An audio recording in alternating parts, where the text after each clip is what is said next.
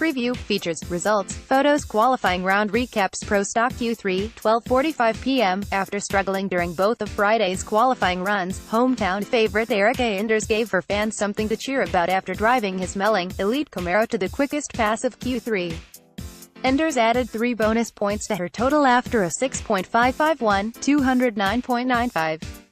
She did not improve upon her 6.548 best from yesterday, but was the quickest driver of the 16 that made runs. Fellow Texan Chris McGaha was the second quickest of the round with a 6.552, 209.92 in his Harlow Salmons Camaro, and Las Vegas champion Vincent Nobile also scored a bonus point after a 6.560, 209.98 in the Mountain View Camaro. Greg Anderson's 6.492 second run from Friday was not challenged, largely due to warmer and more humid weather conditions. Unless the qualifying order changes in Q4, Enders will race Nobile in Sunday's opening round. Top Fuel Q3, 1:20 p.m. With a 3.703, Tony Schumacher came within a few ticks of Brittany Force's Friday leading 3.701 for Loie T. Of what may be the day's only session, weather permitting, he and crew chief Mike Neff getting all of that run to back up Friday passes of 3.711 and 3.777. Force had the next best pass of the session with a 3.716, and both had some daylight between them in the third best run of 3.745 put down by Leah Pritchett, who now sits fifth with Billy Torrance 3.737 and Antron Brown 3.740 between her and the top two. Funny Car Q3, 1:23 p.m. Several more funny car drivers posted 3-second runs during Saturday's qualifying, including Jack Beckman, Tommy Johnson Jr., Tim Wilkerson, and Courtney Force, who took over the top spot with a surprising 3.911 in her Advance Auto Parts Camaro. Force shut off early with a 295.14 miles per hour speed, but she was still quicker than anyone else in the session and banked 3 bonus points. Matt Hagan, Friday's leader, also made a solid run with a 3.931, 311.20 in his Pennzoil Dodge, and Cruz Pedregon remained consistent with a 3.947, 299.33 in his Snap-on Toyota. With one more run remaining before the field is set, 16-time world champion John Force is not a part of the field. Force was bumped out of the show by Sean Langdon, and he'll have to run quicker than Richard Townsend's 4.523 in order to get back into the field. Ron Capps is also near the bottom of the order with a best of 4.332, 277.72 in his Napa Dodge. Pro Stock Q4, 4:01 p.m. Not a single Pro Stock driver was able to improve his or her elapsed time during Saturday's final qualifying session, so there was no shuffling in the field, but the last tune-up run before eliminations could often be an indicator of who has the best chance for success on Sunday. To that end, Jack Coughlin Jr. might have the best chance to win his first race in the fuel-injected era after driving his Jegs.com Camaro to a 6.539, 201.24, the best pass of the round. Coughlin was the low qualifier and a runner-up a year ago in Houston. Drew Skillman also collected 2 more bonus points with a competitive 6.555, 210.14, while Chris McGaha was third quickest in the session with a 6.557, 209.92. McGaha tied Derek Kramer in elapsed time but earned the point thanks to a slightly faster speed. One of Sunday's most intriguing matchups will feature Elite Motorsports teammates Vincent Nobile and Erica Enders.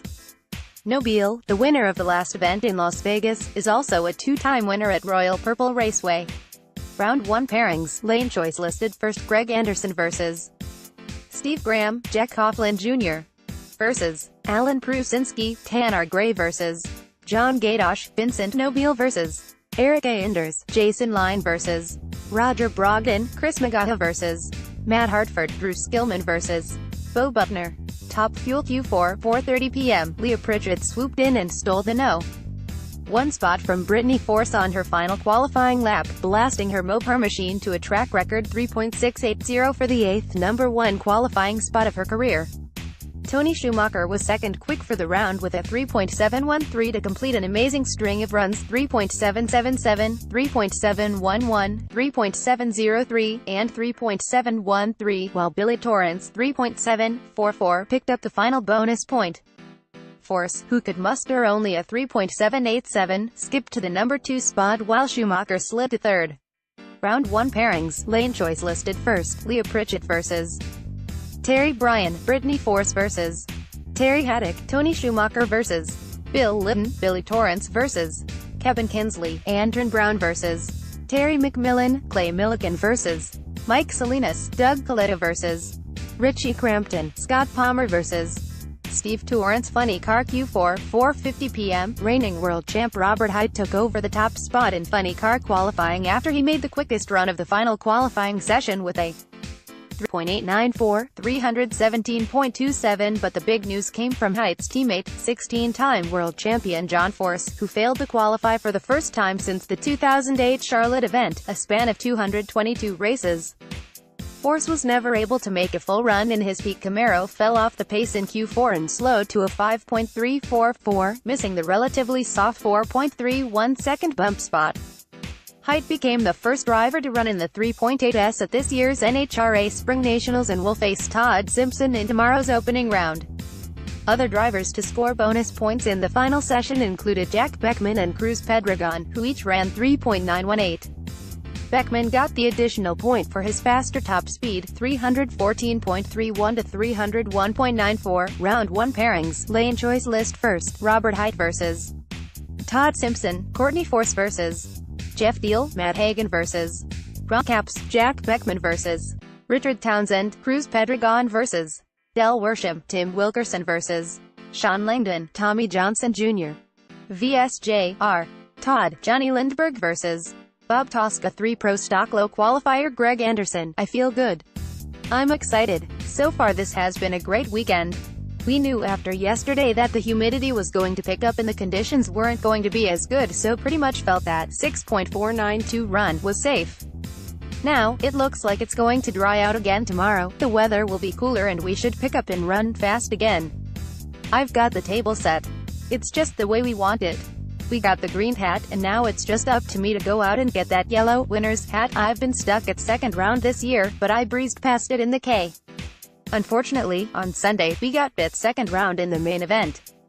The bottom line in Vegas was that we just made one mistake on Sunday, and you can't make any mistakes. But a mistake is an easier fix in a slow race car. Top Fuel Low Qualifier Leah Pritchett, we knew we needed to lay one down, and the numbers we had in our packages before that told we should be able to produce that. I knew by 100 feet that we had that part right, and then when we got to the second quarter of the track and it had a nice little quiver in my mind, it was, that's it, that's that high-speed quiver that we're going after, and then it started moving. I needed to keep it in the groove, and as it headed to the finish line I said in my mind, if this isn't no one, I don't know what is. It felt great. I want to dedicate this #1 qualifying effort to Steve Pluger, car owner on her championship-winning Nostalgia Funny Car, who passed away recently. The feeling we have of doing well, obviously he's filtering it down from heaven to us. Didn't build my chassis, but he was an inspiration of the true hardcore racer that lives in all of us. Funny Car Low Qualifier Robert Hight, this track has been tricky, but we ran a 3.92 off the trailer on Friday, so we had a handle on it. We were feeling a little too aggressive last night in Q2. I had one of the best 60-foot times I've ever had, but it wouldn't hold. Jimmy Proc, crew chief, has changed the balance of the car, and I can definitely tell that it has more traction. Every run we've made, I know that if it sticks, we can run low ET. Last night was the big one. I think we let one slip away there, but it's going to be a whole different ball game tomorrow.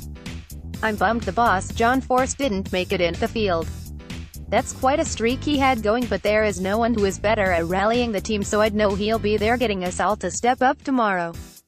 He'll fix the issues he has with his car and he'll be back in Charlotte next week. I'm not worried at all. Saturday recap, Pritchett, high take no. 1 spots with late Houston heroics. Anderson holds PS lead features. The good news for Clay Millican and crew chief David Grubnick is that they have a very quick and fast race car in Doug Stringer's Parts Plus Great Clips dragster, which set the national record earlier this season at 3.62. The bad news is that they only have a very quick and fast car. It's like the car only has one speed, fast, said Millican, who didn't make it down the track on either run Friday. When it goes, it's a rocket, but it's out of control. Grubby is still trying to figure out how to calm the car down without hurting itself. A couple of times where he's backed it off, it puts out holes, cylinders, and the engine doesn't like it, and we don't have the parts inventory to do that. Of all the problems to have, I'd rather have this than trying to figure out how to go 3.62, but I'm not the one who has to figure this out either, he said. I'm happy we're going to get some more runs today. We could use them. Scott Palmer had a great opening day with the Tommy Thompson Motorsports Cat Spot Dragster, posting back-to-back passes of 3.78 and 3.76 to finish Friday in the No. 5 spot. Like a lot of teams, his is battling the new asphalt laid for the final 330 feet of the race course after the concrete launch pad. We were spinning pretty hard down there, he reported. On that .76 we had our fastest 8th mile ever, 3.009 at 287 miles per hour.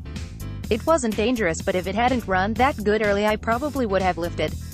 I knew it was fast, so I went ahead and ran it through, but it only went 316 mph, that should have been about 325. The only thing can do is take away power down there to try to stop it from spinning, which actually helps us smaller teams because the big teams can't put all of their horsepower down. Heck, I wish all tracks were like this. For once, we're one of the teams who has the combination to run fast, plus we have a lot of history on running in marginal tracks at match races. Kevin Kinsley couldn't have been happier with his first pass Friday, nor more disappointed. What was his first full pass in Roger Hannon's Road Rage Top Fueler since the Dallas event last fall, Kinsley powered to a 3.77, only to have the run disqualified after a part came off the car and struck the timing block. It was the tiny filter that goes on the clutch can you believe that, he said. I'm a gutter ball guy when I bowl, yet I can hit a freaking foam block at 300 miles per hour with a little filter. The team met with NHRA officials about the ruling, but the run was disallowed. A Friday night 5.35 got them into the field in the number 15 spot with chances to improve today. It's part of the game, what are you going to do, he said. The good news is that we got a full run. We didn't make a full pass earlier this year in Phoenix because of tire shake, so that was amazing and, of course, we got the data from the run. We'll just go out there today and try to put down another good one. The NHRA SpringNationals will probably be the last time that NHRA fans see Del Worsham until the Western Swing after the popular dual-class Nitro. Thread issued a press release Friday night about a planned hiatus.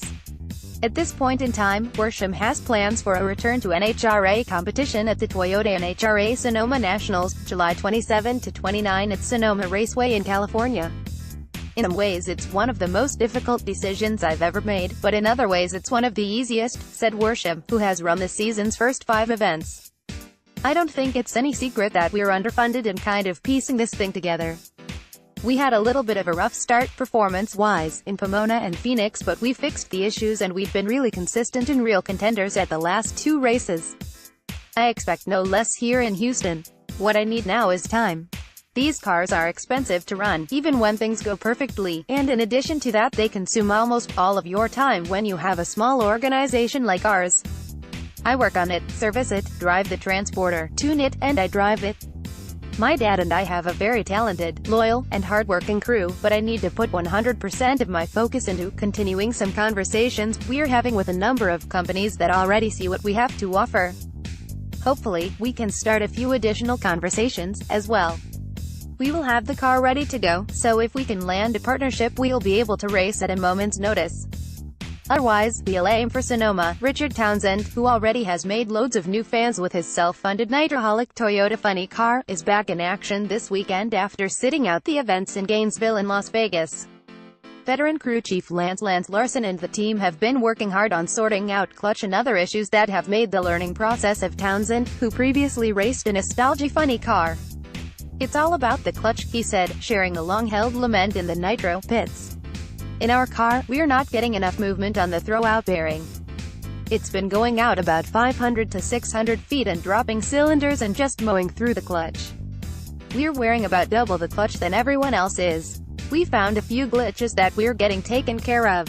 Townsend, who scored his first career round win in Houston, upsetting former world champ Jack Beckman, is excited about the prospects. We're getting close, I can't complain, he said. We're not hurting anything, and Lance is going a good job just taking us a baby steps. A team like ours can't afford to hurt a bunch of parts, that would kill us. As a driver, just for self-gratification, I want that A to be solid pull. We've been somewhat conservative, try to run in the zeros. Larson added, we have the equipment to run in the 3s. We can't learn anything going 100 feet and smoking the tires. We still haven't given him a car good enough to go to the other end. The team also has a new set of headers that will provide more front-end downforce to combat the car's propensity to carry the front tires for 300 feet, further complicating the rookie's efforts. You could drive the nostalgia car all over the track and it would mostly go where you steered it, not these things, he shared. You can have your hands crossed up and the car not turn. And there's such a small window in these cars, you'd better get out of it as soon as you're in trouble, because even after you lift it's still going to go in that direction for another 100 feet. After Houston, the team will sit out a few events before returning to run in Topeka, Bristol, Sonoma, Seattle, and perhaps Indy. Even before he ran a 3.963 to land in the top half of the field during Friday's 2 qualifying sessions, Cruz Pedregon was more than pleased with the new chassis he's debuting this weekend. Pedregon is debuting his new race car, which was built by Don Schumacher Racing's in-house chassis shop. The car was originally slated to go to Tommy Johnson Jr., but Pedregon was able to purchase it earlier this year. We got this car a while ago and we made a few changes to suit our program and so far, I'm really happy with it, said Pedregon. We made 2 runs in Las Vegas on Monday, after the 4-wide nationals, and we liked it so we decided to stick with it for this weekend. On the first run yesterday, we spun a little down track but we went further than most people did. And we can fix that. Last night, I thought we were going to be able to run even quicker but I had a problem getting the car into reverse so we lost the run. The blanket got jammed up against the reverse lever, and I couldn't get it unstuck. It was probably only off by a 1/4 inch but that's all it takes. I hated to lose a run but that's an easy fix. On Friday, Pedregon also ran the same snap-on Toyota body that he last ran during his infamous wheel stand during the 2016 Fall Las Vegas event. He has replaced that body for Saturday's 2 runs after discovering a damaged body strut. That's the wheel stand body and obviously it's seen a bit of trauma. Pedregon said, "We just wanted to try it and now we're going to go back to one of our other bodies. The bottom line is that I like where we're sitting right now." Between his red light, lost in the final round of the Denso Spark Plugs 4-wide nationals in Las Vegas, and the loss of a close friend, Tommy Johnson Jr. has had a couple of weeks he'd rather forget, but he's hopeful that a successful outing in Houston will help right the ship for the Make-A-Wish team.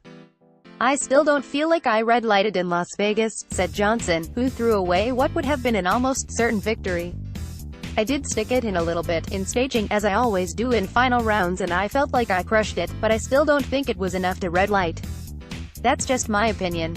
I'll tell you one thing, if I had to do it all over again, I'd do exactly the same thing and I'd be happy to accept the consequences."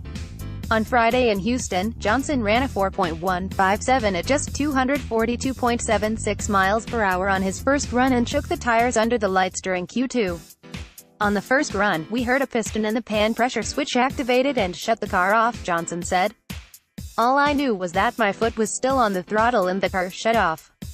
I came back and asked my crew if they shut it off and they said no. That was just the switch doing its job, which is a good thing because it helps limit the damage and helps make sure we don't oil the track. Then, last night, we just shook the tires, which is pretty much what everyone else in Funny Car did. We'll be better today." It didn't take long for Alex Laughlin and his Hot Wheels car care team to realize something was not right once they began their normal warm-up routine on Saturday morning. Laughlin and the Elite Motorsports team discovered they had a wounded engine in the frame rails of their Camaro, so they spent the better part of the next hour changing power plants before Q3. "We had the porcelain come off a spark plug on last night's run and it must have pinched a piston ring," said Laughlin. "We didn't find it until this morning, which is strange because we normally do a leak-down test every night and that would have told us we had a problem. We checked it this morning and one cylinder was leaking 70%, so that engine had to come out. It's a shame because we're at the start of 3 straight races, and that engine now has to go back to Elite Headquarters, Oklahoma to get repaired. The good news is that we found it before we tried to run it again. If that happened we probably would have blown it up. It's an easy fix, but it's also a logistical nightmare to shuffle engines all over the country." Speaking of logistics, Laughlin confirmed that this will be his last race with the Hot Wheels car care colors on his Camaro. He'll be wearing a new wrap representing TIGE boats at the next event in Charlotte next weekend. "This year, we're scheduled to have 11 different wraps on this car," said Laughlin. "It's great to have that much support, but I spend a lot of time working on branding. When we change wraps everything has to be approved, and we've also got to order new hero cards, crew shirts, a new fire suit and hats and everything else. It's a big project, but it's what keeps us out here, so I'm grateful for that. Jeg Coughlin Jr. is racing his third different car in the last 3 events, but based on his preliminary results, he may be sticking with this one for a while. Coughlin drove a flat black Jerry Haas-built Camaro in Las Vegas, but when he arrived in Houston he switched to another Haas car, this one owned by Pro Stock veteran Larry Morgan. On Friday, Coughlin made 2 of his best runs of the year, including a 6.504 that is currently good for the number 2 spot behind Greg Anderson. "This car does feel a little bit different from some of the others I've driven," said Coughlin. "It pulls a bit down track and it feels very stable. I guess you'd say the ergonomics are a little different from the car I had been driving. Alex Laughlin tested it last week, and when I got here, I just pulled the custom-fitted seat out of our old 13 Dodge and put it in this car and made my first run. Changing cars was not at all what we had in mind this year, but we know the effort that we've put into this program and we need to do what is necessary to get results. I ran that Jerry Haas car last week in Las Vegas and we didn't get the results we were looking for. I talked to Larry on the phone a week or so ago and he said, 'You're welcome to my car if you think it will help. I really appreciate the gesture.'" Coughlin, who was the low qualifier and runner-up at last year's NHRA SpringNationals in Houston, is hoping for a similar result this season, particularly in light of his success during Friday's qualifying runs. "The first run was great, and we were very satisfied with the way our JEG's Elite Camaro ran," said Coughlin. "We thought we could clean it up a little on the second run and maybe pick up 100th or so, but the car wanted to drift a little and we actually lost some performance. Still, I'm very happy with our results so far. It's been a while since I had a car that I really felt that I had the chance to make something happen, and I definitely think we're in that position this weekend." NHRA fans haven't seen much of Roger Brogdon for the couple of seasons, but with a national event in his backyard, and a spur-of-the-moment opportunity to race a KB-powered Camaro, the Tomball, Texas native couldn't resist. Brogdon hasn't raced in Pro Stock since the 2015 Chicago event, so he decided to use Friday's 2 runs to reacquaint himself with a 210 mph Pro Stock Camaro. After 3 runs, Brogdon is the No. 12 seed in the field, despite a very respectable 6.546, 206.29. He's driving the same car that carried world champ Bo Butner to several of his wins last season. "I wouldn't be telling the truth if I didn't say I missed it," Brogdon said. "Racing was such a big part of my life that I figured that I would run this weekend and see how it goes and maybe run 2 or 3 more races before the year is over and make a decision on whether I want to race next year or not." Brogdon's decision was made easier thanks to his favorable lease agreement with the KB team, which has supplied a car, engine, and crew for his one-race venture. Brogdon only needed to bring his helmet and fire suit in order to drive the car. His NHRA competition license was still current. "We talked at the beginning of the season about me coming back out maybe in the middle of the year. I have so many things going on in my life right now with the business I'm running. I have a new manufacturing business and we are making a lot of parts for the aerospace industry.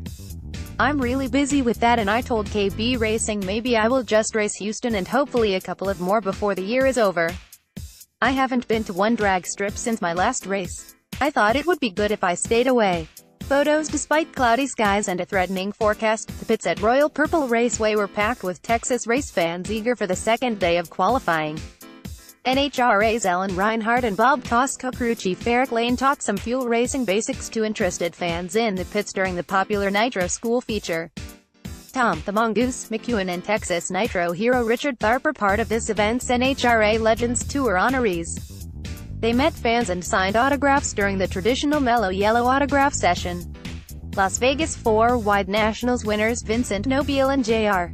Todd also were featured in the Mellow Yellow autograph session. The sparks were literally flying in the camp of funny car veteran Del Worsham, who was making some tubing adjustments on his Toyota-bodied entry. Top Fuel world champ Brittany Force and the Monster team seemed to have fully recovered from their Pomona crash, leading the field into battle Saturday. Drivers have been wrestling with a new top-end asphalt, leading them to some emphatic descriptions of their wheelwork. Just ask Tommy Johnson Jr. or Tim Wilkerson. Clay Millican has good company this weekend, his dog, Iggy, who's so famous, he has his own Facebook page. Millican was no dog in Saturday qualifying, uncorking a 3.746 in Q3. John Force suffered his first DNQ in almost a decade in funny car. That last time he failed to qualify was 221 races ago in Charlotte in 2008. Jet cars once again were part of the show, bringing down the house to close the day. Preview: Friday night's qualifying at the NHRA SpringNationals was a mixed bag for NHRA pros, with several teams making impressive runs while others struggled to adjust to the combination of premium weather conditions and a new track surface. A Saturday forecast that includes a chance of precipitation adds to the drama for teams that have yet to make a representative run. Regardless, 2 more runs are on the schedule for Saturday, and every team at Royal Purple Raceway will be looking to take advantage of them. Reigning Top Fuel World Champion B would seem to be one of the most content racers in Houston after driving her Monster Energy dragster to a strong 3.701, 313.80 to lead the field.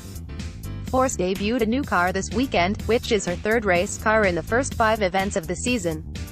At the end of the day, she edged 8-time champion Tony Schumacher, who wheeled the Army dragster to a 3.711, 322.73 for the provisional No.2 spot. A total of 10 Top Fuel drivers are in the 3-second zone, but defending event winner Leah Pritchett is not one of them.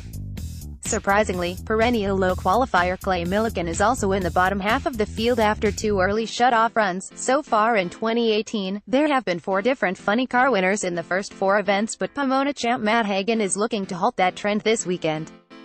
Hagan, who is sporting the bright yellow colors of Pennzoil on his Schumacher Racing Dodge this weekend, blasted to a 3.913, 308.78 on Friday evening to lead the 18-car field. Hagan admitted that he shut off early on both of Friday's runs, so that would indicate a possible room for improvement on Saturday. Robert Hight, Johnny Lindberg, Bob Tosca 3, and Cruz Pedregon also found the 3s on Friday, and none of those 4 drivers have registered a win so far this season. Lindberg has been particularly impressive with runs of 4.006 and 3.927 in Jim Head's Mustang. While many of NHRA's Nitro team struggled on Friday, that was clearly not the case in Pro Stock, where K. Anderson was the only driver in the 6.4S, but the top 14 drivers are all in the 6.5S, which makes for one of the tightest fields of the year. Anderson's closest pursuer is 5-time world champ Jeg Coughlin Jr., who is racing his 3rd Camaro in the last 3 races. Coughlin, who was the low qualifier and a runner-up at last year's Houston event, posted a 6.504, 212.36 for the number 2 spot. The top 8 drivers are separated by just .036 second, with Derek Kramer's American Ethanol Camaro holding down the No.8 spot with a 6.528. Also noteworthy, reigning world champ and current points leader Bo Butner finished Friday outside the top half of the field after a 10th best 6.532.